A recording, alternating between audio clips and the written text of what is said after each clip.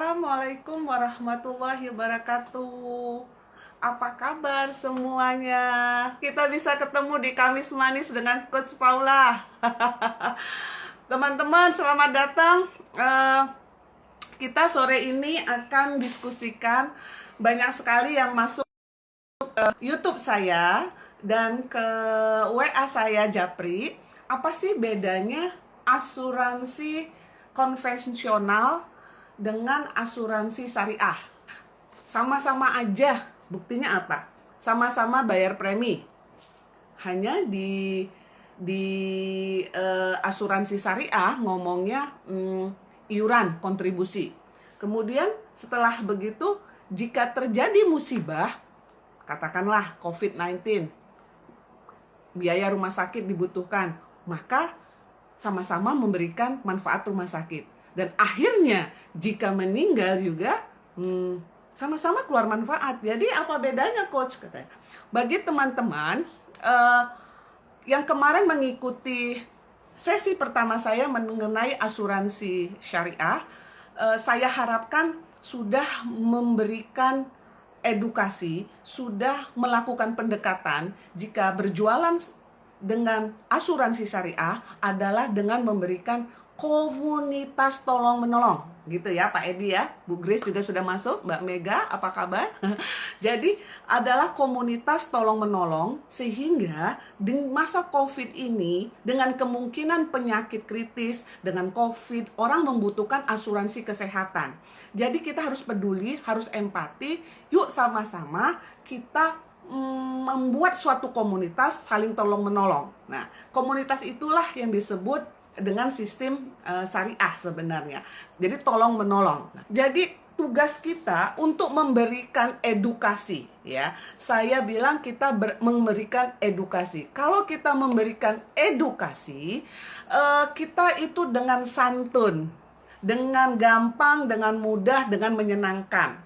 Jadi pertama sekali, oke, suaranya jelas ya. Oh, wajah saya juga cantik dengan orange hari ini. Oke, satu, edukasinya begini. Jadi menurut Fatwa Dewan Syariah Nasional MUI, DSN MUI, Fatwa nomor 21 MUI tahun 2001 mengenai pedoman umum asuransi syariah. Jadi teman-temanku, yang membedakan pertama adalah selain niatnya tadi adalah akadnya. Akad itu kalau ngomong sama prospek perjanjian kerjasama. Ya, di sini ada Mbak Mega nih, orang compliance, orang legal yang paling tahu ya. Mbak Mega nanti bantuin saya. Jadi perjanjian kerjasama kita seperti Bapak Ibu bisnis. Ibu bisnis sekarang bermitra dengan perusahaan Anda. Ada kontrak keagenan. Nah, begitu juga asuransi jiwa syariah ini harus melihat kontraknya dulu. Kontraknya. Nah, yang di konvensional, kenapa tidak bisa kita gunakan? Karena kontraknya jual beli. Ya, sekarang kita akan memanggil salah satu wanita yang luar biasa, saya bilang, karena apa? Beliau adalah pimpinan Head of Asuransi Syariah Manulife Indonesia selama 13 tahun. Kemudian saat ini regulator meminta beliau untuk membimbing, membenahi ekonomi syariah di Indonesia dan mempercayakan kepada beliau untuk menjadi direktur lembaga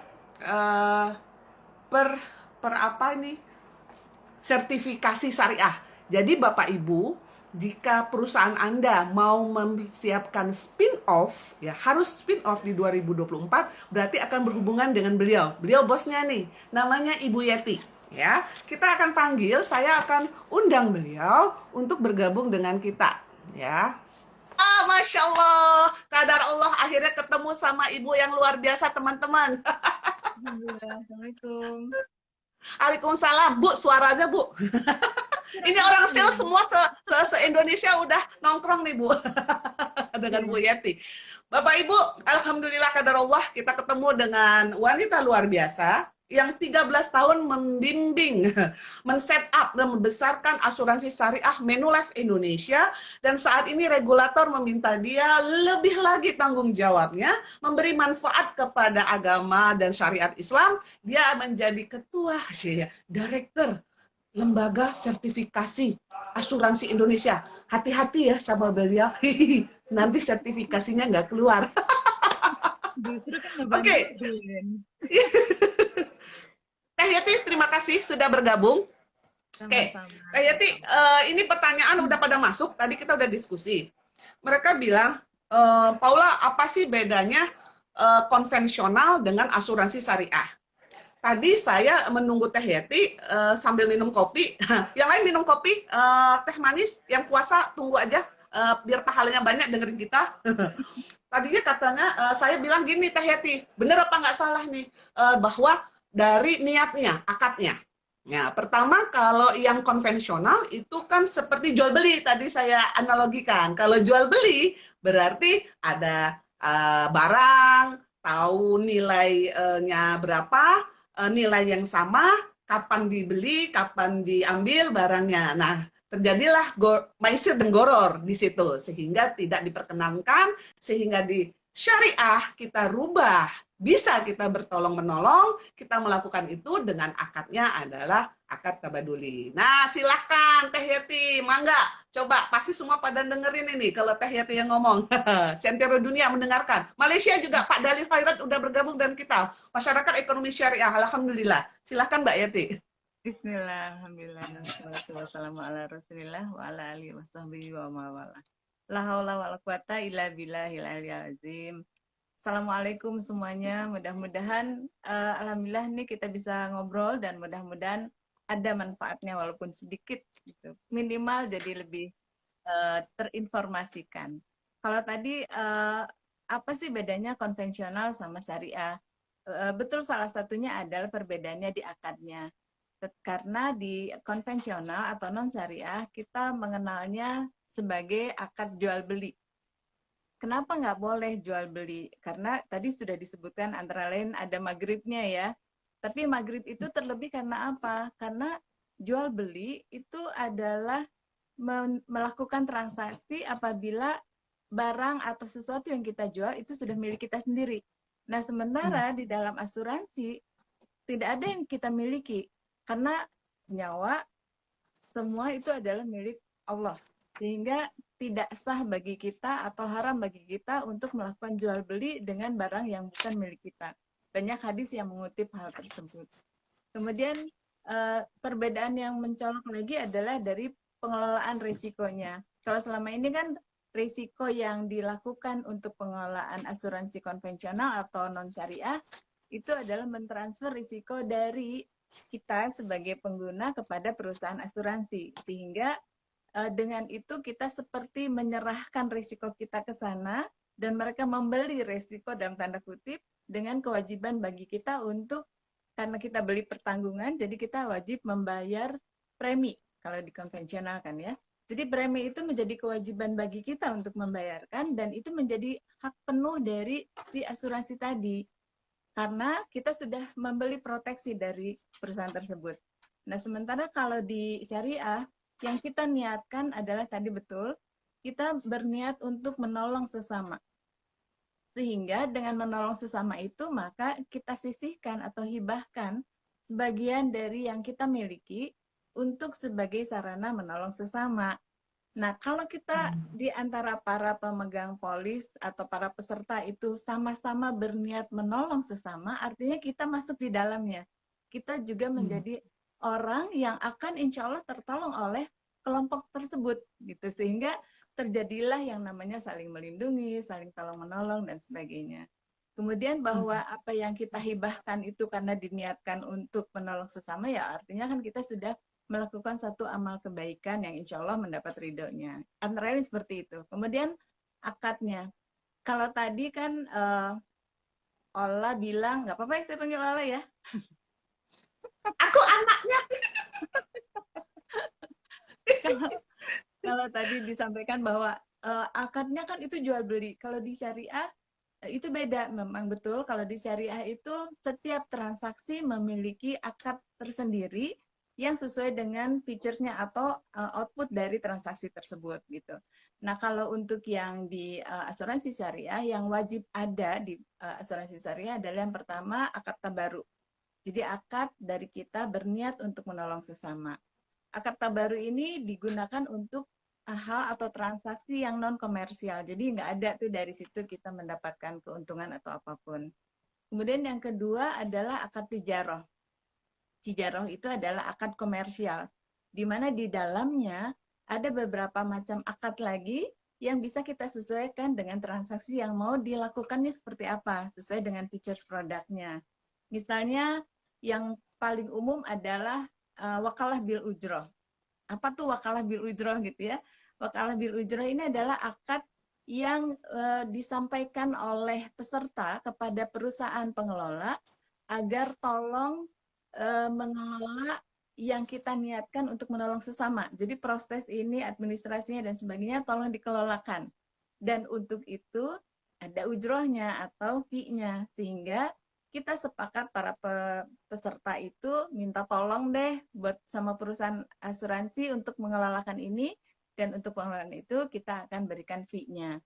Itu semuanya sangat transparan disebutkan di awal sehingga setiap peserta akan tahu dari kontribusi yang dia sampaikan berapa bagian yang akan masuk ke dalam dana tabaru atau sebagai dana hibah untuk menolong sesama, berapa dari situ juga akan menjadikan fee atau upah bagi perusahaan pengelolaannya, dan kalau itu adalah produk yang ada nilai tunainya, maka berapa dari situ yang akan disisihkan untuk menjadi dana si peserta tadi. Nah, pengelolaan dana juga bisa dengan cara tadi wakalah bil ujroh atau bisa dengan mudharabah. Mudharabah ini bisa diterapkan untuk pengelolaan dana peserta kalau produknya adalah yang ada nilai tunainya atau juga untuk pengelolaan dana tabaru. Jadi pengelolaan dana tabaru ya, bukan dari tabarunya, tetapi dana itu diinvestasikan, kemudian hasilnya bisa saja dilakukan akadnya mudharabah atau bisa juga wakalah bil ujroh. Itu sepintasnya seperti itu. Tunggu dulu, Ibu pinter, Ibu cantik. Saya nyatetnya pusing. Gini, jadi teman-temanku, tadi berarti satu ada akad yang berbeda, ya gitu ya Teh ya.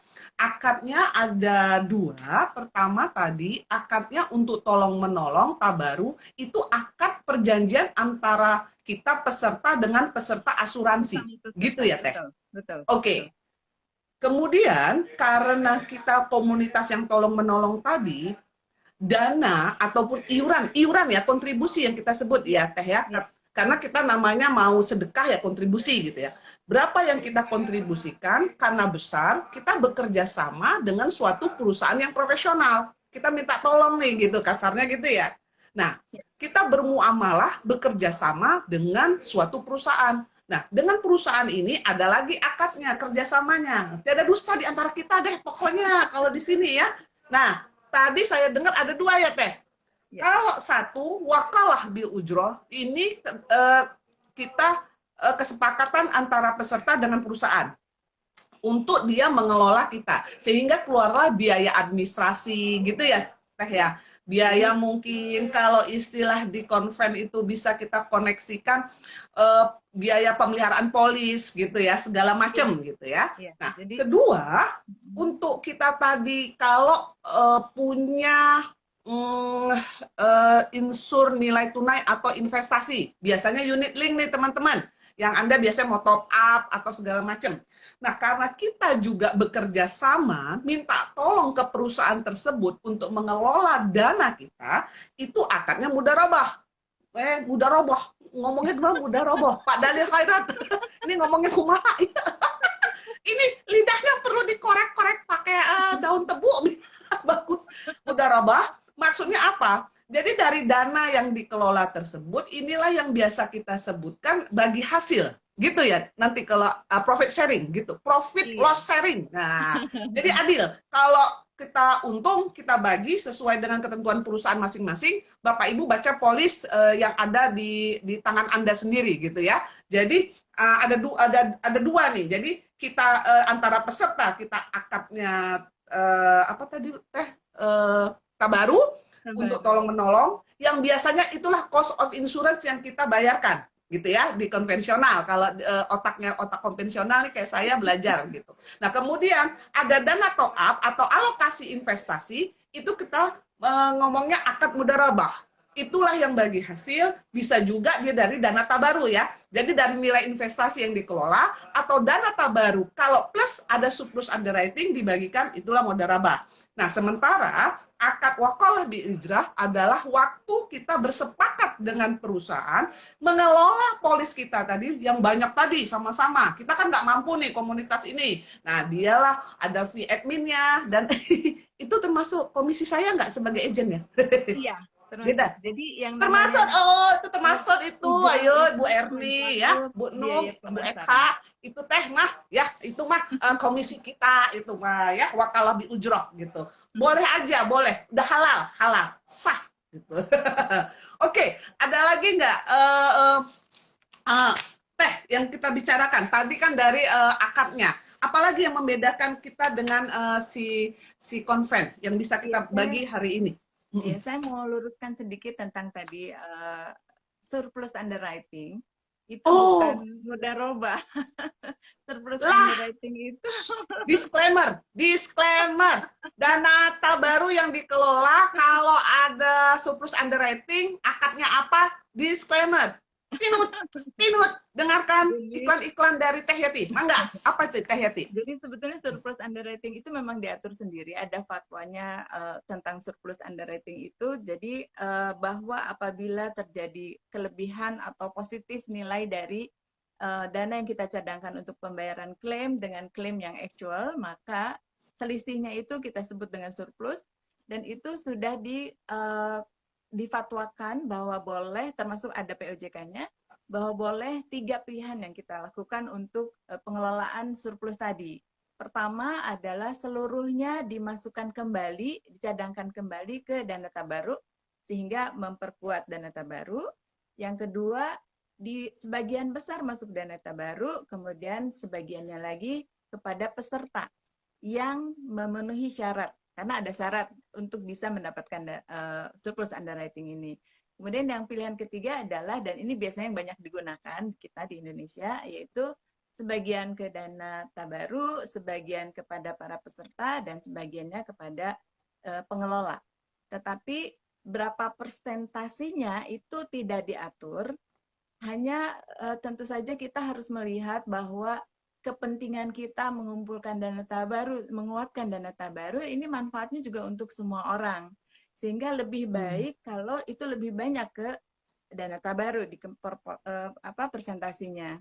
Tetapi masih ada di Indonesia prakteknya yang justru perusahaan yang mendapat bagian lebih besar. Tapi ini sedang sedang diatur kembali gitu, sehingga nanti betul-betul sesuai dengan niat awalnya untuk menolong sesama. Menarik nih. Saya dapat WA Japri nih, Bu Yati. Waktu tadi dana tabaru itu alokasinya lebih besar. Langsung keluar nih Japrian. Karena apa? Di kami ini Bu, di orang orang sales Bu. Dana tabaru itu kan dialokasikan cost of insurance ya Bu ya. Betul ya Bu?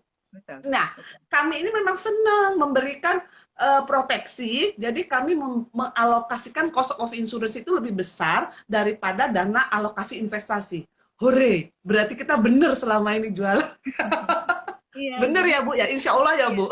Sebetulnya tergantung dari features produknya, karena kan produk kita bisa create seperti apa yang diinginkan. Misalnya kalau produknya itu adalah betul-betul produk yang pure insurance, kalau di konvensional namanya ya, sehingga ya otomatis tabaru jauh lebih besar. Karena itu tujuannya.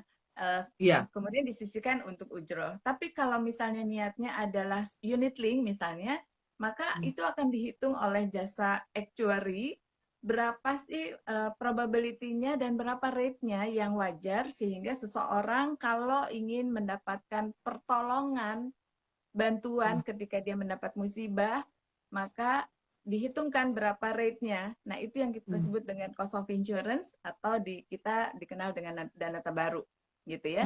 Nah, selebihnya tentu saja alokasinya ke account yang dua lainnya, yaitu ujroh dan untuk dana peserta. Ini unit link untuk dikelola investasinya, gitu.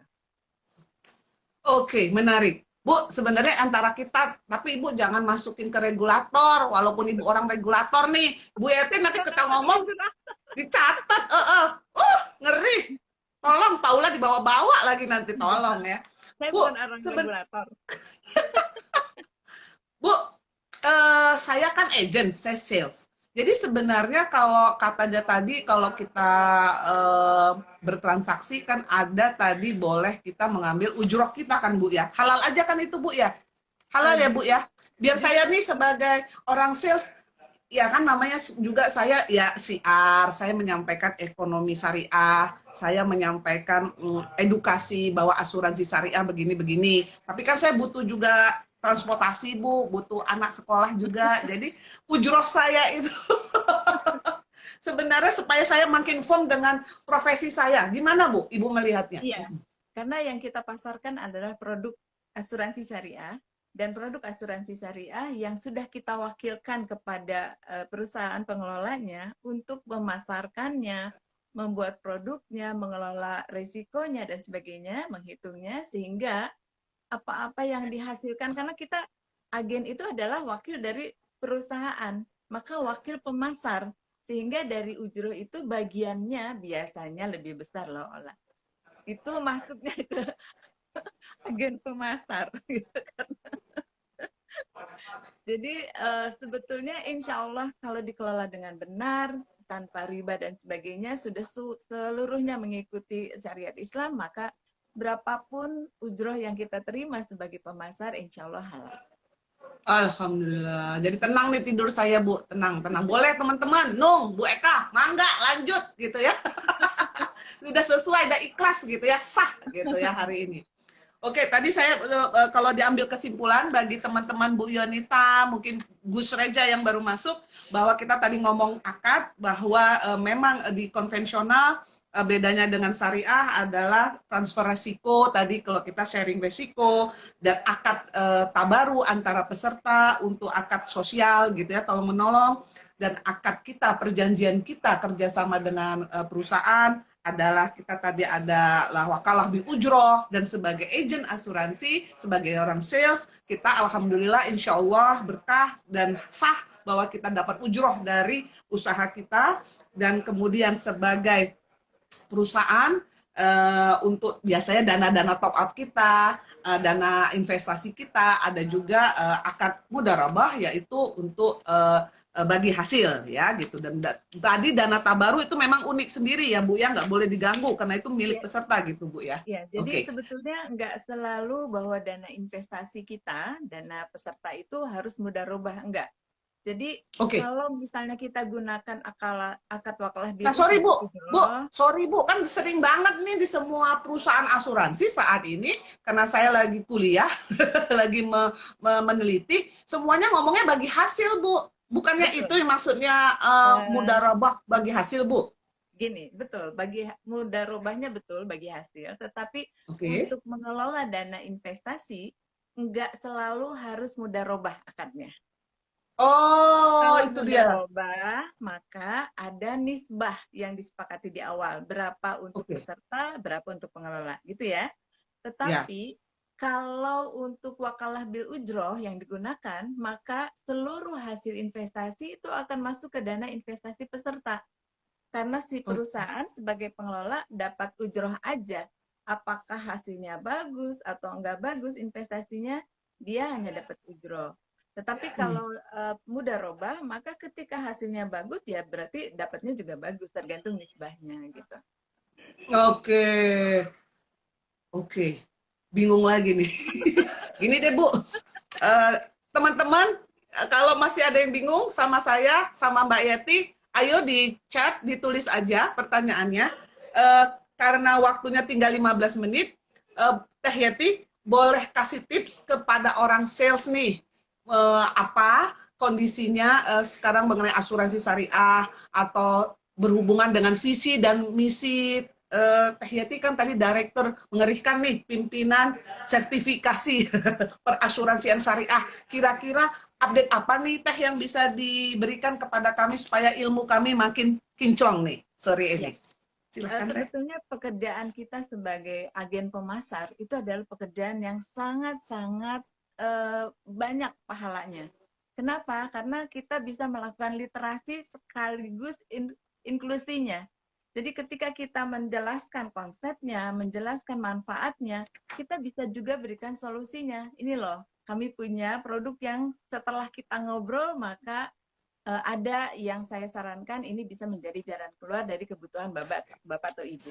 Kemudian yang kedua, bahwa dengan memasarkan produk asuransi syariah, otomatis kita mengajak orang lain menjadi penolong. Maka niat kita menjadi seseorang yang bermanfaat bagi sesama, Khairunas anfa'uhum linas, itu insya Allah tercapai. Kenapa? Karena pekerjaan kita adalah selalu ngajak orang kepada kebaikan. Otomatis kita menjadi orang yang membantu orang lain berbuat baik juga gitu. Nah, kemudian kalau kaitannya dengan sertifikasi, kan ada POJK-nya ya, peraturannya bahwa seorang pemasar itu boleh menjual kalau konvensional atau memasarkan kalau syariah berbagai jenis produknya. Misalnya kalau saya adalah agen pemasar konvensional, maka live misalnya, maka selama saya punya sertifikatnya, saya boleh jual yang konvensional. Tapi kan banyak juga perusahaan yang punya unit syariah. Nah, kemudian Oke. kalau kita ambil sertifikasi syariahnya juga punya, maka kita boleh jual dua-duanya. Boleh yang Oh, konven, boleh yang syariah. Atau misalnya kalau ternyata perusahaan kita adalah perusahaan yang besar, holdingnya punya juga asuransi general atau kerugian. Maka kalau kita punya sertifikatnya juga, ya kita juga boleh jual. Jadi ini oke. aturan yang sebetulnya kalau menurut saya akan sangat menguntungkan kita sebagai pemasar. Sehingga kan kalau dulu kita suka ketemu calon nasabah nih, karena dia sudah percaya sama kita, ya udah Ola beli aku asuransi jiwanya dari Ola gitu ya. Terus Iya, rumah saya gimana ya gitu. Tapi kan kita nggak punya, nggak bisa. Paling kita berikan kepada teman kita yang di asuransi kerugian gitu kan ya. Nah iya. sekarang kalau diizinkan oleh perusahaan yang mempunyai sertifikat yang kerugian juga atau general, maka kita bisa lakukan itu sendiri tanpa harus merefer kepada orang lain gitu. Waduh. Jadi saya boleh Bu kalau jadi nanti ikut sertifikasi, berarti semua untuk bisa jual live, jiwa, konvensional, syariah, dan general. Gitu, semua Ya, bisa Bu? ya, tentu, Oh. tapi penerbitnya adalah masing-masing asosiasi. Kayak misalnya asuransi umum atau general konvensional, itu adanya di AUI sertifikasinya. Hmm. Kemudian kalau yang konvensional life, itu adanya di AAJI kan. Kalau Oke. yang untuk asuransi syariah jiwa dan umum atau kerugian, itu adanya di kami. Gitu. Oke. Jadi sangat memudahkan para sales, saya rasa ya. Dan untuk ini bisa mengembangkan market share asuransi syariah lebih cepat lagi Bu ya, asuransi Insya di Allah. Indonesia pada umumnya ya dengan ada Iya, lembaga ini. Baiklah insya Bu, Allah. kita siap membantu, kita siap akan mengikuti sertifikasi. Oke, eh, tadi ada pertanyaan satu, Teh Yati. Kalau begitu asuransi syariah itu harus yang ada unsur investasinya, maksudnya unit link aja atau bagaimana bentuknya? Ini menarik sekali untuk disampaikan. Kenapa? Biasanya perusahaan yang memiliki memiliki unit syariah, berarti ini perusahaan konvensional ya, Iya, termasuk juga yang full fledged syariah. Yang paling mudah untuk ditawarkan atau diperkenalkan adalah unit link karena sudah terbiasa sebelum syariah ada. Nah, kemudian juga orang yang ahli atau memiliki kemampuan untuk membuat merancang produk itu juga kan agak jarang ya. iya, Sehingga kebanyakan ketika dia berhasil di satu perusahaan membuat produk tertentu, misalnya unit link, kemudian iya. dia direkrut oleh perusahaan lain. Eh, Biasanya yang dibawa apa? Produk sebelumnya kan? Aman. Hanya Iya. dibedain fee-nya atau ujrohnya Logonya. dan sebagainya. Sehingga itu yang terjadi di industri ini kebanyakan seperti copy paste gitu, cuman serupa gitu. Produknya kalau unit link ya gitu-gitu deh, lebih kurang gitu ya. Tetapi sebetulnya kita tuh kaya banget, banyak sekali produk syariah yang bisa kita terbitkan atau kita produce disesuaikan dengan kebutuhannya. Karena kita masyarakat kita kan mulai dari level yang bawah sampai dengan yang level yang tinggi. Kan nggak cocok kalau misalnya Ibu Paula menawarkan kepada teman-teman yang apa namanya income-nya tidak terlalu berlebih dengan produk unit link. Mereka susah untuk membayar kontribusinya, betul ya? Nah, Ya. untuk yang segmen itu kita harusnya bisa membuat produk yang sesuai dengan kemampuannya dan sesuai dengan kebutuhannya, sehingga nggak perlu harus unit link. Kita bisa buat produk yang memiliki nilai tunai, tetapi perhatikan akadnya, jangan keliru. Gitu. Oke, good. Terima kasih. Eh, sayang waktunya sudah tinggal 5 menit lagi. Jadi tadi pertanyaan terakhir adalah bagaimana produknya sama dengan di konven, bisa yang punya unsur nilai tunai atau yang itu produk tradisional gitu ya Teh ya, juga bisa berhubungan dengan yang investasi yang lagi in namanya unit link. Oke, nah terakhir tadi sertifikasi syariah harus terdaftar di salah satu perusahaan atau lebih atas nama pribadi, itu bagaimana Teh? Boleh? Ya, saat ini yang masih berjalan, perusahaan itu mendaftarkan para agennya. Jadi Oke. didaftarkan atas nama perusahaan.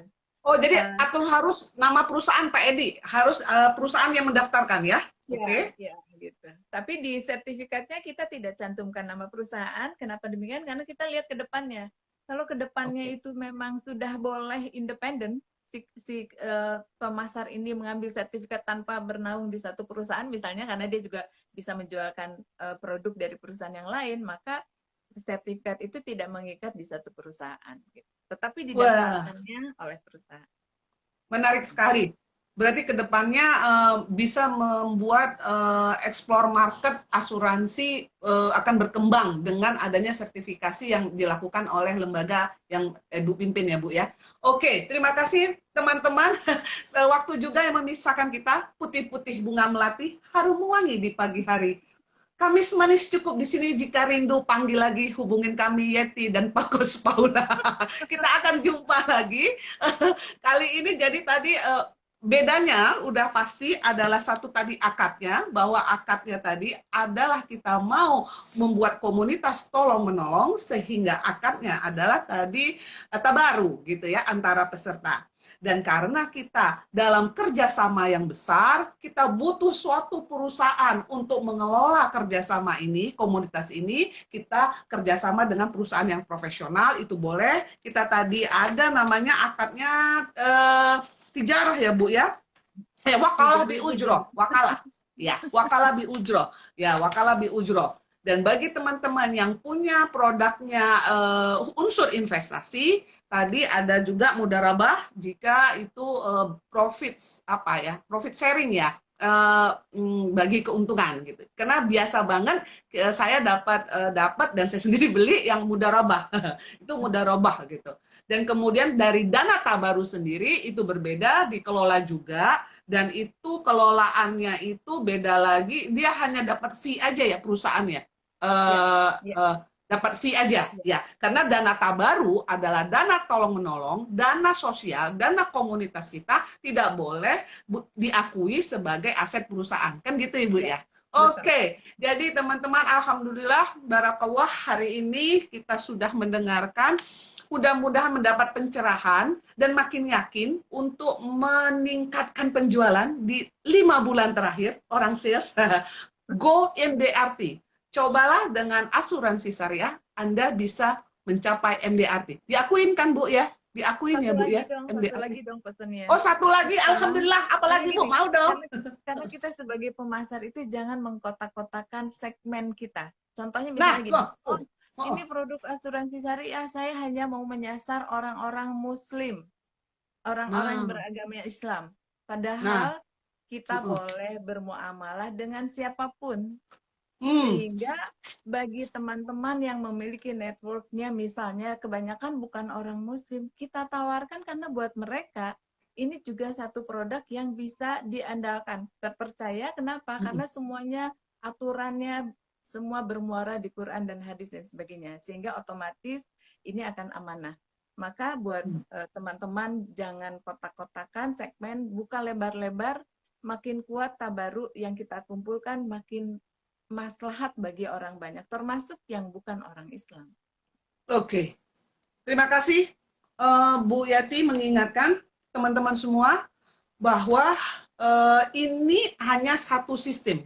Ekonomi ini hanya sebuah sistem. Seperti komputer atau handphone Anda, ada iPhone, ada Samsung. Jadi ini hanya suatu sistem. Dan sistem ini, sistem ekonomi ini bersifat universal.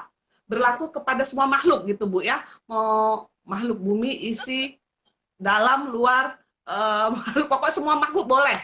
Dan kemukakan bahwa ini adalah suatu komunitas sosial, komunitas tolong-menolong yang lebih adil dan transparan, karena tadi kesepakatan kerjasamanya sangat jelas di depan, dan yang paling ada menguntungkan adalah tadi kalau dia mudharabah bagi hasil. Ya, di mana ada suatu kesepakatan bisnis, hari begini mudharabah. Biasanya dana itu diinvestasikan kita nggak tahu dan kita tidak mendapat keuntungan. Jadi hal-hal itulah yang disampaikan secara universal, diedukasi dengan santun, dan tidak mengkotak-kotakan, karena ini hanya satu sistem. Dan yang terakhir, buat sales asuransi syariah, ini sudah sah, halal, komisi juga alhamdulillah. Gitu ya semuanya. Terima kasih Teh Yati, selamat berbuka buat semua, dan selamat potong kambing atau potong sapi atau potong apa aja, Idul Adha semua berbuka. Sampai jumpa di Kamis Barokah berikutnya. Assalamualaikum warahmatullahi wabarakatuh. Sukses buat Anda semua. MDRT harus disapai dengan asuransi syariah. Andalah semua orang-orang hebat, karena kita manusia harus jadi hebat. Ya, yang sikap rendah hati hanya sikapnya aja, tapi kerjanya harus hebat. MDRT melalui asuransi syariah dan sertifikasi bersama Teh Yati.